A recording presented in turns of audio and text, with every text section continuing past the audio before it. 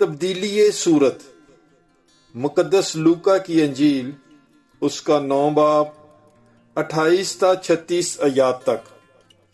اور ان باتوں کے تقریباً 8 روز بعد وہ پطرس اور یوحنا اور یعقوب کو ساتھ لے کر ایک پہاڑ پر دعا کرنے گیا، اور اس کے دعا کرتے وقت اس کے چہرے کی صورت بدل گئی اور اس کی پوشاک سفید براق ہو گئی۔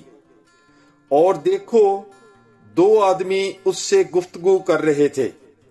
یہ موسیٰ اور الیاس تھے، جو جلال میں دکھائی دیے اور اس کے انتقال کا ذکر کرتے تھے جو یروشلم میں ہونے کو تھا۔ مگر پطرس اور اس کے ساتھی نیند سے بھرے تھے، اور جب جاگے تو اس کے جلال کو اور ان 2 آدمیوں کو دیکھا جو اس کے ساتھ کھڑے تھے۔ اور جب وہ اس سے جدا ہونے لگے تو پطرس نے یسوع سے کہا کہ اے استاد، ہمارا یہاں ہونا اچھا ہے۔ پس ہم 3 ڈیرے بنائیں، ایک تیرے لیے اور ایک موسیٰ کے لیے اور ایک الیاس کے لیے۔ لیکن وہ جانتا نہ تھا کہ کیا کہتا ہے۔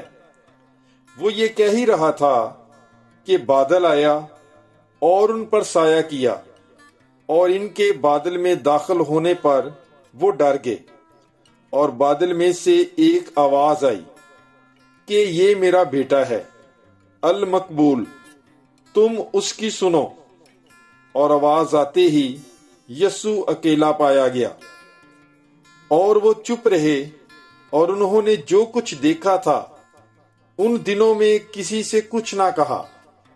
پاک کلام کے پڑھے اور سنے جانے پر خداوند کی برکت ہو۔ خدا کا شکر ہو۔ God bless you.